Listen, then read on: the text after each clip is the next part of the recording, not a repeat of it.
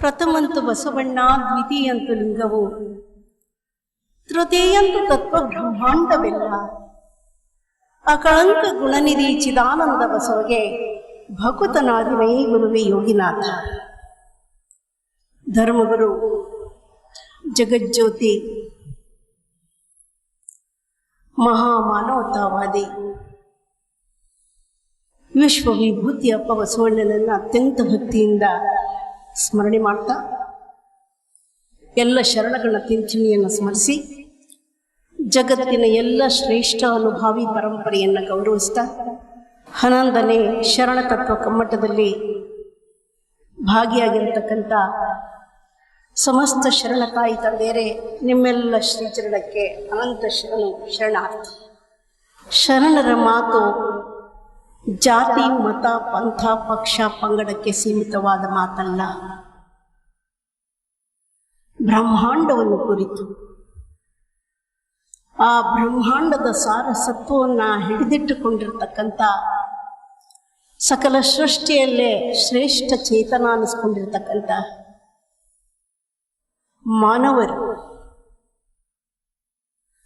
ಮಾನವರು ಅಂದರೆ ಮಾನವುಳ್ಳವರು. ಮಾನವರು ಅಂದ್ರೇನು?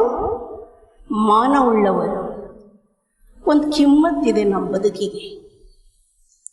ಮಾನವರು ಅಂದ ತಕ್ಷಣ ಈ ದೇಶದವರ, ಈ ನಾಡಿನವರ, ಈ ಭಾಷೆಯವರಲ್ಲ ಅಂತ ಅರ್ಥ ಅಲ್ಲ.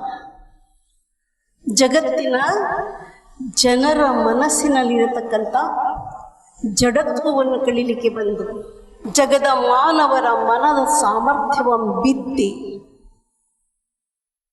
ಭಕ್ತಿಯ ಬೆಳಸನ್ನು ತೆಗಿಲಿಕ್ಕೆ ಬಂದವರು. ಆದ್ದರಿಂದ ಇದು ಸೀಮಿತವಾದ ತತ್ವಜ್ಞಾನ ಅಲ್ಲ, ಸೀಮಿತವಾದ ಚಿಂತನೆಗಳಲ್ಲ. ನಾವು ತಪ್ಪು ತಿಳ್ಕೊಂಡ್ಬಿಟ್ಟಿದ್ದೀವಿ. ಲಿಂಗ ಅಂದರೆ ಯಾವುದೋ ಒಂದು ಅಗೋಚರವಾದ, ಅದ್ಭುತವಾದ, ಅಸೀಮವಾದ ಶಕ್ತಿ ಇದೆ, ಪವರ್ ಇದೆ. God is nothing but energy. ದೇವರು ಅಂದರೆ ಕೈ ಕಾಲು ಮುಖ ಮೂತಿ ಇದ್ದು, ಊರು ಕೇರಿ ಇದ್ದು, ಹೆಂಡತಿ ಮಕ್ಕಳಿದ್ದವರಲ್ಲ. ಇದು ಸ್ಪಷ್ಟವಾಗಿ ಹೇಳಿದ್ದು ಶರಣರು. ಹೆಂಡತಿ ಮಕ್ಕಳು, ಸಂಸಾರ, ಜಗಳ ಇವು ಯಾವ ದೇವರಲ್ಲ. ದೇವ ಚೈತನ್ಯ ಶಕ್ತಿ ಅನ್ನೋದು ಅದು ಅಗೋಚರ. ಎಲ್ಲರಲ್ಲಿ ಎಲ್ಲದರಲ್ಲಿ ತಾನೇ ತಾನಾಗಿರುವ ಒಂದು ಅದಮ್ಯ ಶಕ್ತಿ, ಎಲ್ಲವನ್ನು ಪ್ರಕಾಶಿಸುವ ಸಾಮರ್ಥ್ಯವುಳ್ಳ ಮಹಾನ್ ಬೆಳಕು. ಆ ಚೈತನ್ಯ ನನ್ನಲ್ಲಿ, ನಿಮ್ಮಲ್ಲಿ, ಜಗತ್ತಿನ ಎಲ್ಲರಲ್ಲಿ ಒಂದು ಅಗೋಚರ ಶಕ್ತಿ ಇದೆ. ಅದರಿಂದ ನಾವು ಪ್ರಕಾಶಿಸ್ತಾ ಇದ್ದೀವಿ. ಈಗ ನಾನು ನೀನು ಅನ್ನೋ ಪ್ರಶ್ನೆ ಅಲ್ಲ. ಒಬ್ಬ ಜೀವಿ ಅಂದ್ರೆ ಅವನ ಚೇತನ ಸ್ವರೂಪ. ಇದು ನಮಗೆ ಎಲ್ಲರಿಗೂ ಮೊದಲು ಮನದಟ್ಟಾಗಿದೆ. ಹೆಂಗ ಚೇತನ ರೀ ಅಂದ್ರೆ, ನಾನು ಇದ್ದೀನಿ, ಅಸ್ಮಿನ್ ಪ್ರಕಾಶೆ ನಂದಾನ. ಚೇತನ ಈಸ್ ಈಕ್ವಲ್ ಟು ಚೈತನ್ಯ. ಅಂದ್ರೆ ಏನಪ್ಪ ಅಂದ್ರೆ, ನಾನಿದ್ದೀನಿ ಅನ್ನೋದರ ಅರಿವು ನಮಗಿರುತ್ತೆ. ನಮಗೆಲ್ಲ ಇದೆ ಅಲ್ಲ. ನೀವು ಪ್ರಶ್ನೆ ಹಾಕೊಳ್ರಿ, ನಾನಿದ್ದೀನಿ, ಇದೀರೋ ಇಲ್ಲೋ? ಇದೀರೋ ಇಲ್ಲೋ? ಇದನ್ನ ಯಾರು ನಮ್ಗೆ ರೆಕಮೆಂಡ್ ಮಾಡಬೇಕಾಗಿಲ್ಲ, ಯಾರು ಸರ್ಟಿಫಿಕೇಟ್ ಕೊಡಬೇಕಾಗಿಲ್ಲ, ಯಾರು ಇವ್ರು ಇದ್ದಾರೆ ಅಂತ ಹೇಳಿ ಬರ್ಕೊಡ್ಬೇಕಾಗಿಲ್ಲ. ನಮ್ಮೆಲ್ಲರಿಗೂ ಗೊತ್ತು ನಾನಿದ್ದೀನಿ, ನಾನು ಪ್ರಕಾಶಿಸ್ತಿದ್ದೀನಿ ಅಂದರೆ ತೋರ್ತಾ ಇದ್ದೀನಿ. ತೋರ್ತಾ ಇಲ್ಲ ನಾನು? ಎಲ್ಲರೂ ತೋರ್ತಾ ಇದ್ದಾರೆ, ಕಾಣ್ತಾರೆ, ಕಂಡು ಬರ್ತಾ ಇದ್ದಾರೆ. ನಾನು ನಿಮ್ಮನ್ನು ನೋಡ್ತೀನಿ, ನನ್ನನ್ನು ನೋಡ್ತೀನಿ, ಎಲ್ಲ ಜಗತ್ತನ್ನೇ ನೋಡೋ ಕೆಪಾಸಿಟಿ ಇದೆ. ಮತ್ತೆ ನನ್ನಲ್ಲಿ ಒಂದು ಅದ್ಭುತವಾದ ಶಕ್ತಿ ಇದೆ. ನಾನು ಎಲ್ಲವನ್ನು ನೋಡಿ, ಒಳಿತನ್ನೆಲ್ಲ ನೋಡಿ ಆನಂದಿಸಬಲ್ಲೆ. ಒಳಿತನ್ನು ಮಾಡುವ ಶಕ್ತಿ ಉಳ್ಳವನಾದ್ದರಿಂದ ಇದು ನನ್ನ ಅಡ್ರೆಸ್. ನನ್ನ ಅಡ್ರೆಸ್ ಅಷ್ಟೇ ಅಲ್ಲ, ಜಗತ್ತಿನ ಎಲ್ಲ ಜನರ ಅಸ್ತಿತ್ವ. ಶರಣರು ಹೇಳಿದ್ದ ಅದನ್ನೇ. ಮಾನವರ ಅಸ್ತಿತ್ವವನ್ನ ಅರಿವಿನಿಂದ ತಿಳಿದುಕೊಂಡ್ರೆ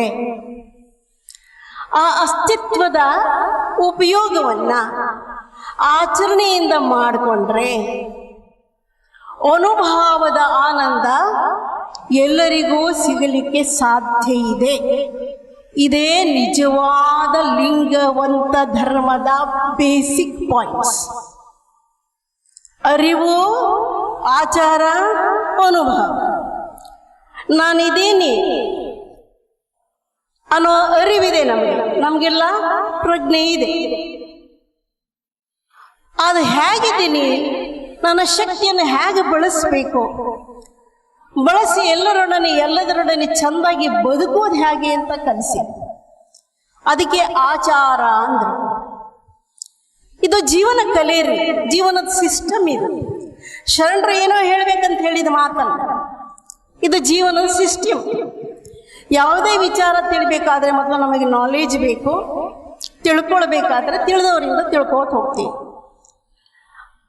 ತಿಳ್ಕೊಂಡ ಮೇಲೆ ಅದನ್ನು ಆಚರಣೆಗೆ ತರಬೇಕಲ್ಲ. ಈಗ ಡಾಕ್ಟರ್ಸ್ ಓದ್ತಾ ಇರ್ತಾರೆ, ಇಂಜಿನಿಯರಿಂಗ್ ಓದ್ತಿರ್ತೀರಿ, ಶಿಕ್ಷಕರಾಗಿ ಟ್ರೈನಿಂಗ್ ತಗೊಳ್ತಿರ್ತೀರಿ.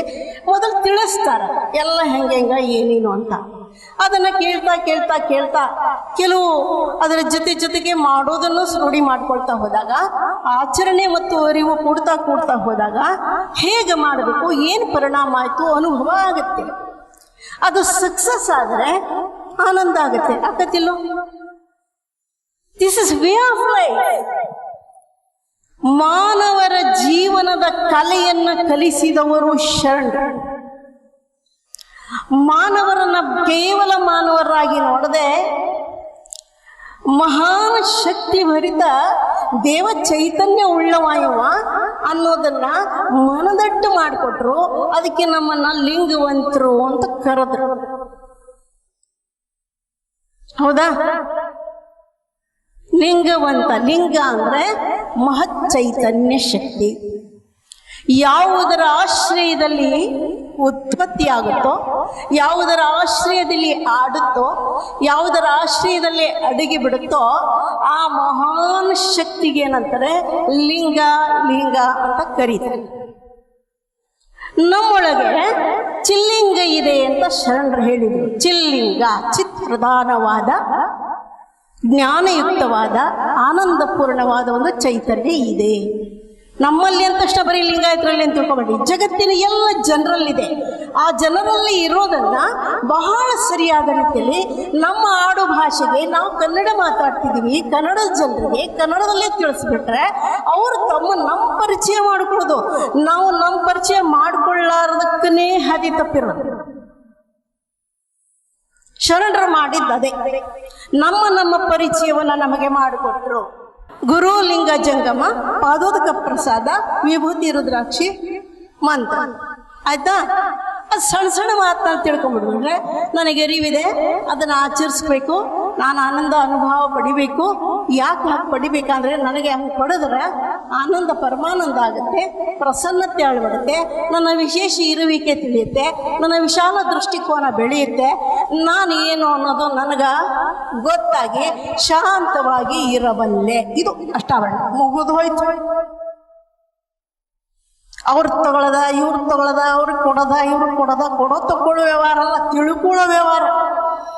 ಇದು ಅನುಭವಿಸ್ಬೇಕಾದ್ರೆ ಈಗ ಅರಿವು ಕೊಟ್ಟಾರ, ಅಷ್ಟಾವರಣ ಅರಿವಾಗೈತಿ. ಎಲ್ಲ ನಿನ್ನೊಳಗೆ ಏನೋ ಏನೆಲ್ಲ ಹೇಳಿದ್ರಲ್ಲ ಅಷ್ಟಾವರಣ, ಅದು ನಿನ್ನೊಳಗೆ, ಎಲ್ಲರೊಳಗೆ. ಅವರಲ್ಲೈತಿ ಇವರಲ್ಲಿ ಇಲ್ಲ ಅಂತಲ್ಲ, ಎಲ್ಲರೊಳಗೂ ಅದೇ ಚೈತನ್ಯದ ಅರಿವು, ಪ್ರಜ್ಞೆ ಇರೋದು. ಅದಕ್ಕೆ ಹೇಳ್ತಾರೆ, knowledge is the father, action is the mother, bliss is child. Knowledge is father, ಜ್ಞಾನ ಅನ್ನೋ ತಂದೆ. ದೇವರೇ ನೀನು ನಮ್ಮನ್ನು ಜ್ಞಾನಯುಕ್ತವಾಗಿ ತಂದೆ. ತಂದೆ ಅಂತೀರಲ್ಲ, ತಂದೆ ಅಂದ್ರೇನು? ನಮಗ್ ತಂದವರು. ಮತ್ತೆ ಅವನು ಕನ್ಫರ್ಮ್, ಇದು ತನ್ನದೇ ತಂದೆ. ಗೊತ್ತಾಯ್ತಲ್ಲ? ಹಾಗೆ ಅಷ್ಟಾವರಣದ ಅರಿವು, ಅದನ್ನು ತಂದು ಒಳಗಿದ್ದವರು ನನ್ನ ತಂದೆ, ನಮ್ಮೆಲ್ಲರ ತಂದೆ, ನಮ್ಮೆಲ್ಲದರ ಒಂದು ಹುಟ್ಟಲಿಕ್ಕೆ ಕಾರಣವಾದ ಲಿಂಗ ಚೈತನ್ಯ. ಅದನ್ನು ಅನುಭವಿಸ್ಬೇಕು, ತಿಳ್ಕೋಬೇಕು, ಅದ್ರ ಜೊತೆ ಒಡನಾಡಬೇಕು ಅಂತ ತಾಯಿ ಸಂಗಾತ ಬೇಕು, ಅದು ನಾಲೆಜ್, ಜ್ಞಾನ. ಜ್ಞಾನದ ಅರಿವು ಉಂಟಾಗಬೇಕಾದ್ರೆ ಆಕ್ಷನ್ಸ್ ಬೇಕು, ಆಚರಣೆ ಬೇಕು, ಸತ್ಕ್ರಿಯೆಗಳು ಬೇಕು. ಆ ಸತ್ಕ್ರಿಯೆ ಮತ್ತು ಅರಿವು ಸೇರಿದರೆ ಅನುಭವ ಆನಂದ ಆಗಲಿಕ್ಕೇ ಬೇಕು. ಅದು ನಿನಗೆ ಸಾಧ್ಯ. ಅದಕ್ಕೆ ಬೇಕಾದ ರಾ ಮೆಟೀರಿಯಲ್ಸ್ ಎಲ್ಲ ನಿನ್ನೊಳಗಿದೆ. ಶ್ರದ್ಧೆ, ನಿಷ್ಠೆ, ಅವಧಾನ, ಅನುಭವ, ಆನಂದ, ಸಮರಸ. ಇದು ಷಟ್ಸ್ಥಲ. ಆದರೆ ನಾನಿಲ್ಲಿ ಅದೆಲ್ಲ ಹೇಳಕ್ಕೆ ಹೊರಟಿಲ್ಲ. ಅರಿವು ಈಗ ತಿಳ್ಕೊಂಡಿದ್ದೀರಿ, ನಾವೆಲ್ಲರೂ ತಿಳ್ಕೊಂಡಿದ್ದೀವಿ. ಅದನ್ನು ಆಚರಣೆಯನ್ನು ಕೊಟ್ಟರು ಶರಣರು. ಅದಕ್ಕೆ ಪಂಚಾಚಾರ ಅಂತ ಕರೆದು. ಮಾನವ ಕುಲದ ಮಹಾನ್ ಸಂಪದ ಆಚಾರ ಸಂಪದ, ಅದು ಪಂಚಾಚಾರ. ಅದಕ್ಕೆ ಅಮರ ಆಚಾರ ಅಂತ ಅನುಭವಿಸಿದ್ವಿ ನಾವು, ತಿಳ್ಕೊಂಡ್ವಿ. ಕೇಳಿದ ತಕ್ಷಣ 40 ವರ್ಷದ ಹಿಂದೆ ನಾನು ಇದನ್ನು ಓದಿದಾಗ ನನಗೆಷ್ಟು ಸಂತೋಷ ಆಗಿತ್ತು. ನಾವೆಷ್ಟು ಧನ್ಯರು, ನಾವೆಷ್ಟು ಮಾನ್ಯರಾಗ್ಬೋದು ಅಂತ ಸಂತೋಷ ಆಗಿ ಅದಕ್ಕೆ ಅಮರ ಆಚಾರ ಅಂತ ಹೆಸರು ಕೊಟ್ಟು ಪುಸ್ತಕ ಬರೆದ್ವಿ ಶರಣರ ವಚನದ ಮೇಲೆ. ಅದು ಸಾವಿಲ್ಲದ ಸತ್ಯವನ್ನು ಸಾರುವ, ಅದನ್ನು ಅನುಭವಿಸ್ಲಿಕ್ಕೆ ಬೇಕಾದ ಆಚರಣೆಯನ್ನು ಶರಣರು ಕೊಟ್ಟರು. ಅವರು ನಡೆದ್ರು, ನಡೆದ ಮೇಲೆ ನೋಡಿದ್ರು. ನಮ್ಮಂಗಲ್ಲ, ನಾವು ನುಡಿತೀವಿ, ನಡೆಯಂಗಿಲ್ಲ, ಅದಕ್ಕೆ ಹಾದಿ ತಪ್ಪಿ. ಅವರು ನಡೆದ್ರು, ನಡ್ಕೊಂಡು ಅನುಭವಿಸಿ ಆನಂದಿಸಿ. ಇದು ಎಲ್ಲರಿಗೂ ಯಾಕೆ ಸಾಧ್ಯ ಇಲ್ಲ ಅನ್ನೋದನ್ನ ಹೃದಯಾಂತರಾಳದ ಅಮರ ಪ್ರೇಮದಿಂದ ಅದನ್ನು ಹಂಚಿದ್ರು. ಅದಕ್ಕೆ ಏಕಕಾಲದಲ್ಲೇ 770 ಜನ ಮಹಾನ್ ಅನುಭಾವಿಗಳಾದ. ಆದರೆ ಅಮರ ಆಚಾರ, ಅದು ಆಚಾರ ಅಂದ್ರೆ ಏನು ಅನ್ನೋದನ್ನ ನಾನು ತಿಳಿಸ್ತೀನಿ. ಅರಿವು ಅಷ್ಟಾವರಣ ಆದರೆ ಆಚಾರ ಪಂಚಾಚಾರ. ಆನಂತರ ಅರಿವಿನಿಂದ ಅನುಭವಕ್ಕೆ ಹೋಗಬೇಕಾದ್ರೆ ನಡುವೆ ಏನು ಪಂಚಾಚಾರ ಬರುತ್ತಲ್ಲ, ಇದು ಗೋಲ್ಡನ್ ಬ್ರಿಡ್ಜ್. ಜ್ಞಾನ ಅರಿವಿಗೂ ಅನುಭವಕ್ಕೂ ಒಂದು ಗೋಲ್ಡನ್ ಮೀಡಿಯಾ, ಸುವರ್ಣ ಮಾಧ್ಯಮ. ಅದು ಗೋಲ್ಡನ್ ಸುವರ್ಣ ಸೇತುವೆಯಾಗಿ ಕೆಲಸ ಮಾಡುತ್ತೆ. ಅದು ಯಾರಿಂದಲೂ ಅಲ್ಲ, ನೀನು ನಿನ್ನಿಂದಲೇ ಮಾಡಬೇಕಾದ ಆಚರಣೆಗಳು. ಆಚಾರ ಅನ್ನೋಕ್ಕೂ ನಿಜವಾಗಿ ಶರಣರು ಬಹಳಷ್ಟು ಒಳ್ಳೊಳ್ಳೆ ಡೆಫಿನಿಷನ್ಸ್ ಕೊಡ್ತಾರೆ.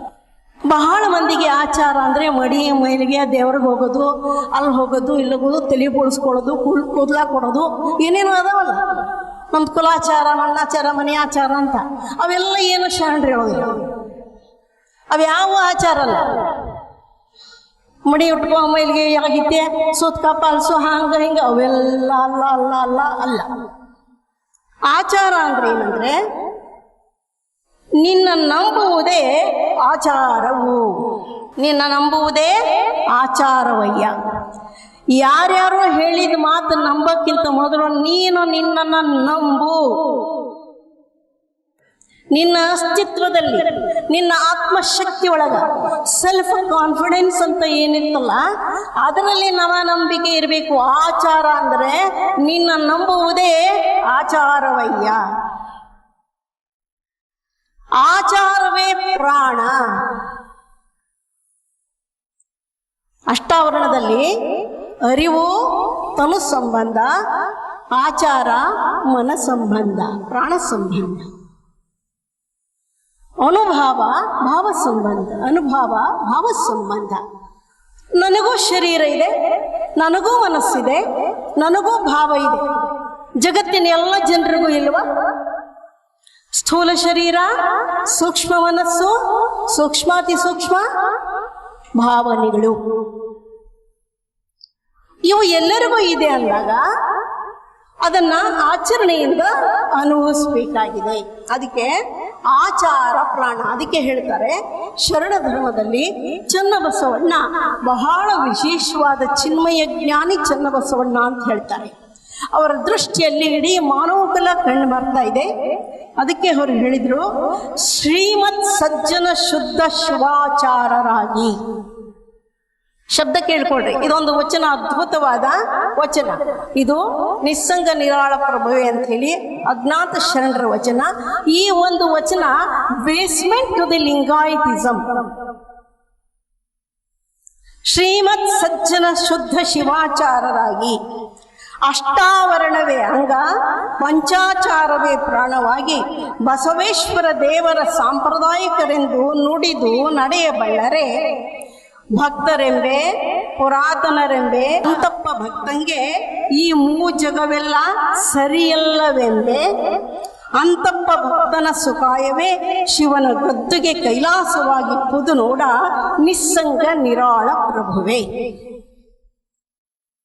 ಇಲ್ಲಿ ಒಂದೇ ಮಾತು,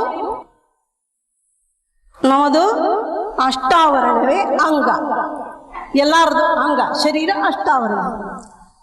ಪಂಚಾಚಾರ ಪ್ರಾಣ. ಅಂಗ ಇದ್ದು ಪ್ರಾಣ ಇಲ್ಲದೆ ಹೋದ್ರೆ ಏನಂತ?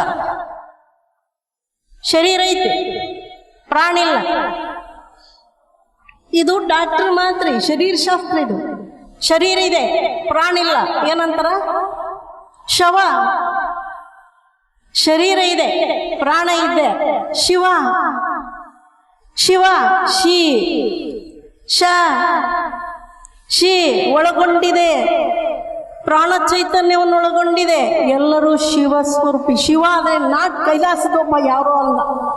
ನಾನು ಶಿವ, ನೀವು ಶಿವ, ಜಗತ್ತೆಲ್ಲ ಶಿವ.